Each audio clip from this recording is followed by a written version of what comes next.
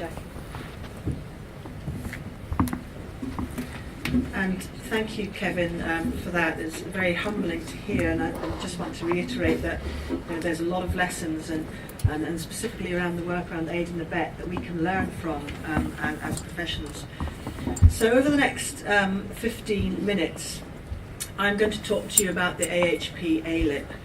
I'm going to tell you how we got here in terms of the co-production, but also take you back in time to showcase some of the successes, but also put into the context why we're focusing, as Jackie said, on some of the areas coming forward from the National Delivery Plan. But I'd like you to all visit the AILIP stands which are out there, because we've got our national leads and our improvement advisors who can go into much more detail about the work programs that we're going through. So I'm going to start with our vision.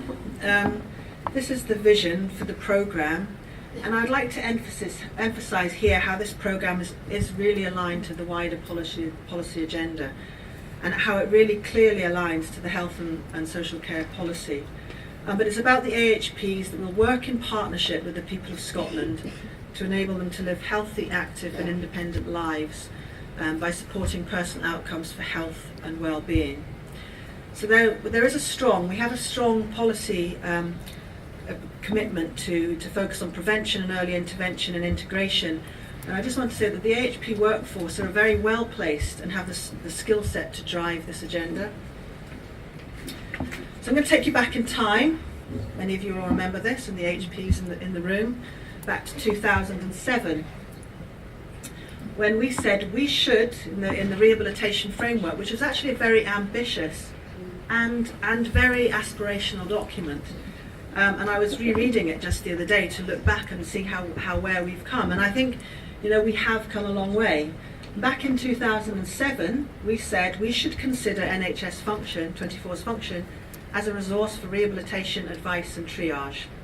We also said we should consider the introduction of direct access to rehabilitation services, and we said we should consider maximising developments in e-health and telehealth.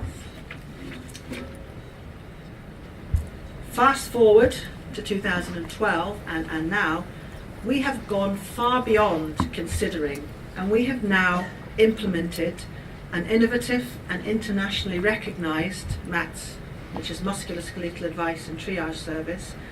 And this service has just been awarded the Scottish Government's Award for Improving Quality at the Advancing Healthcare Awards in March. Fraser Ferguson was there, and he was awarded this. And I just want to give you a quote from one of the judges, which said, "This project demonstrated excellent impact data that has revolutionised the service and could be rolled out to the rest of the UK." So back in 2007 we should consider it. Now we're being internationally recognised, and that is down to a lot of work from a lot of people in the room, and well, congratulations to Fraser and all of us who've been working so hard over the years for this. So just looking at this slide, so in terms of NHS function, 24's function as a resource for advice and triage, well, over 270,000 people have been triaged into the service.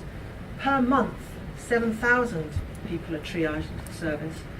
69% of the population of Scotland are covered through the service, and 70% of all calls are answered within 90 seconds. And we've all been on the end of a phone listening to things, but 70% are answered within 90 seconds. So then looking at in terms of direct access, remember we should consider direct access. Well, this is actually, we know, in fact going back to the support, we know that actually what this means for people is that actually they get advice about their MSK condition really rapidly. So going on to the direct access, because of the slick triage processes, only those that need to be seen by a healthcare professional are sent on, and those that don't need to be seen get evidence-based self-management advice. Back in 2016, and I know this is even improved now in 2017, 15% of all the people who called the service were triaged successfully and actually didn't need to go and see the profession, but actually,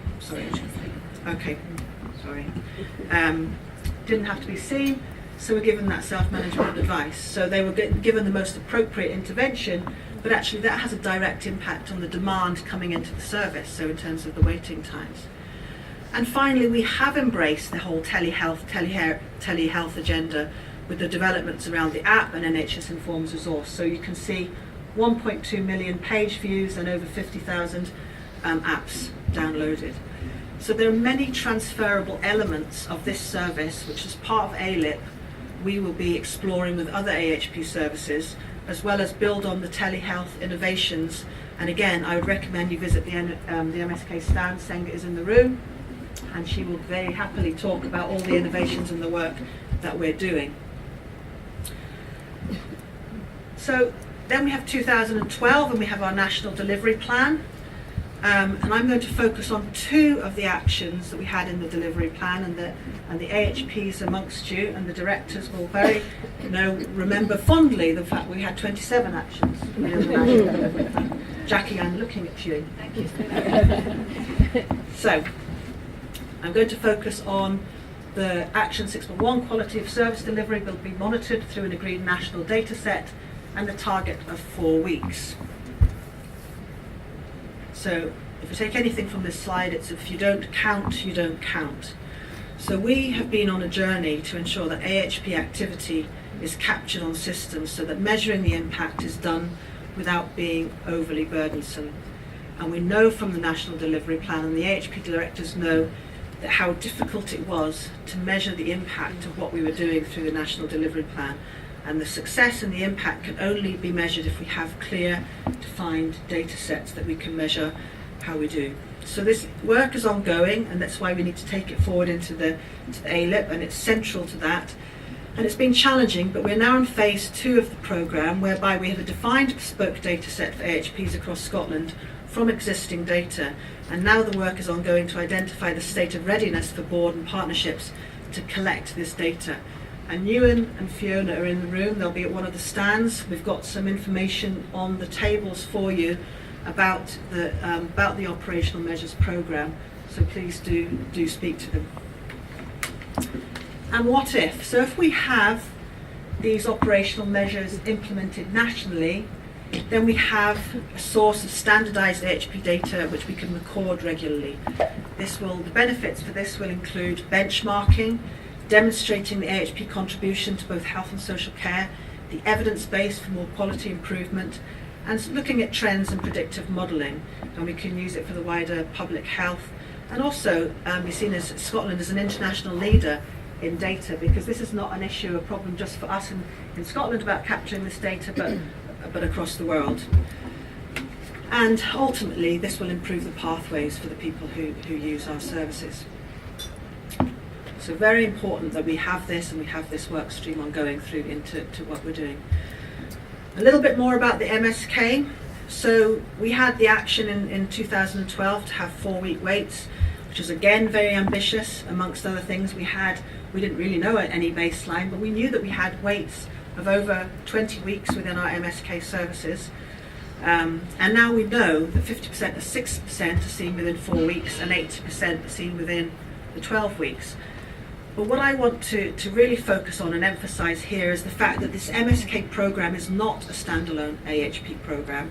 It is embedded into the wider orthopaedic quality drive and modern outpatients programme. It is a central tenet to that programme. And because of the work that the AHPs are doing in the first part of this journey, there have been effects way beyond. So for example, in terms of orthopaedic conversion, which earlier was sitting between 11 and 35%, is now greater than 65%, but orthopaedic weights, MRI scanning, and I could go on. And again, visit Senga, she's here. And you'll see that how we're doing. So it's much wider, and it's part of a much more integrated, embedded programme. So again, the importance of this, the transferable things from this programme which we can take into other AHP programmes.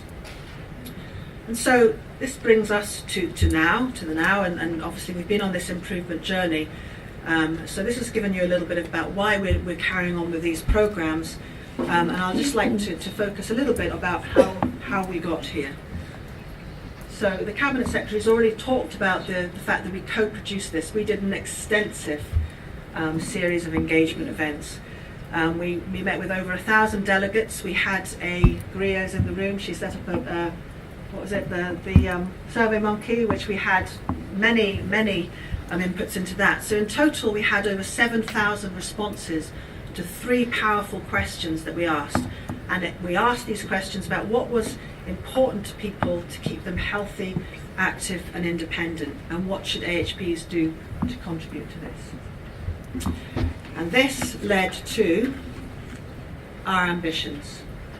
And the ambitions are around making services, promoting health and well-being and early intervention, making services accessible, the awareness of services, about working in partnership, about delivering excellence through research and innovation, and about having a workforce that is equipped to contribute to the future health and social care requirements of the population.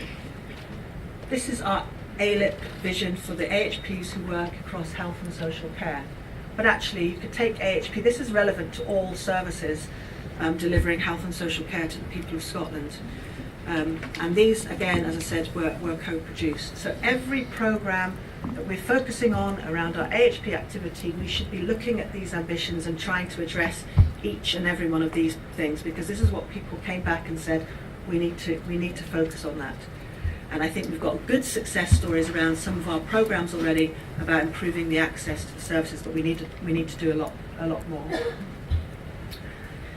So, building on our successes and looking at our new initiatives. So within the programme, I've talked a lot about the MSK programme, but going forward we're developing a web-based access to the services. We're looking at how the programme can better support GPs going forward and the emerging GP clusters. Within our Falls programme, we have the Falls consensus statement on falls prevention. We're doing the work with our colleagues within Living Well in Communities, and the ambulance pathways, looking at the falls and frailty pathways. We have our children and young persons programme around the Ready to Act. We have our dementia programme, and that's due to be launched in June, around connecting people, connecting support, and that's about the transforming the AHP's contribution to supporting people living with dementia in Scotland.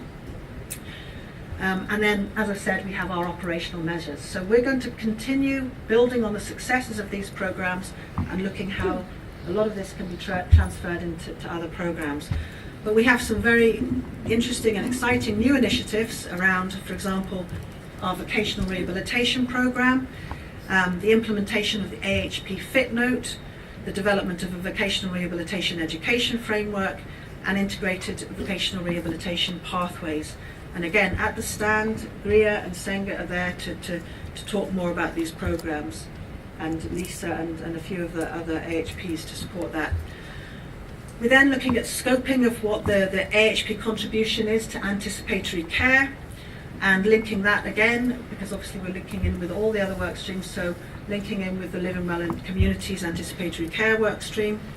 And then our whole approach to prevention and early intervention, with a focus on what the AHP workforce can contribute to getting people more active, whether that be universal approaches or more targeted approaches to the vulnerable groups. We will look at these 3 well-being initiatives, the Move and Improve, Eat Well, and Making Every Communication Count, and identify what this means for children and young people, for people of working age, and for older people. And finally, we'll be looking at the life curve and the data that we'll get from the life curve. And I know many of you are here to listen to Professor Peter Gore to discuss the life curve, and it's very, very, very, very exciting piece of work. But as AHPs, we'll be taking forward this work on the 10th of May. So we are asking, as the Cabinet Secretary has already said, all AHPs working in adult services to ask 2 people that attend their service to undertake the life curve survey. I'm not going to go into it at all because Professor Gore is going to discuss that. But we're also going to collect the CHI data, and this will capture all the information, will provide rich data, not only just where we're intervening on a person's health and well-being journey, but the associated costs of what it costs to be on that level within the life curve. And that will help us do a lot of predictive modelling and work going forward in the future. So it's very, very exciting piece of work. And finally, this is work that's been, this model is based on the International Futures Forum framework for social change. And basically what this really depicts is this old world, which is the status quo. We can't carry on doing what we're doing. We've put this 2017 to 2020 as the kind of transition stage, the kind of disruptive innovation stage. And we believe that the initiatives that we're taking forward and the new initiatives, we really believe to start this whole transformation process that is required to deliver and to realise our AILIP vision. And then this will hopefully take us into this new world, which is where we can really start developing and delivering on some of the innovations. So finally, going back to our vision, I think the take-home message from this short presentation is that this AILIP vision is actually everybody's business. From an AHP perspective, and for the AHPs in the room, we need to ask ourselves, where are we intervening, with whom and at what time, and challenge what we're doing right now, and firmly embed what we're doing within this whole multi-agency, multidisciplinary work across sectors. And for the wider workforce within the IJBs, it's to fully utilise the AHP workforce, because if we're serious about the whole prevention agenda, then the AHPs do have the skills to address many of the challenges going forward. So thank you very much for that.